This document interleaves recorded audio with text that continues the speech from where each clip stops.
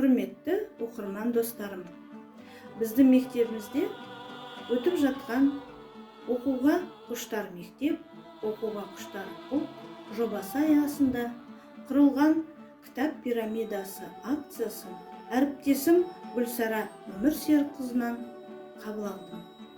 Оқырмандарға сыйға тартатын 2 кітап дайындадым. Бірінші кітаптың аты «Қорғансыздың күні».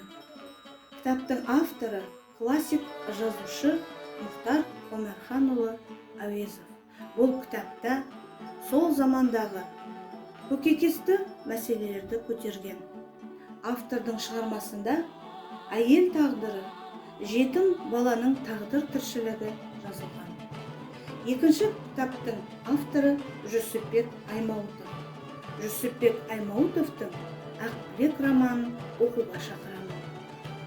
Автор романында сол бір аласапыран жылдардағы қазақ ауылы өмірінің шындығын, адам тағдырындағы өзгерістер, ел тұрмысын, заман тынысын суреттеген.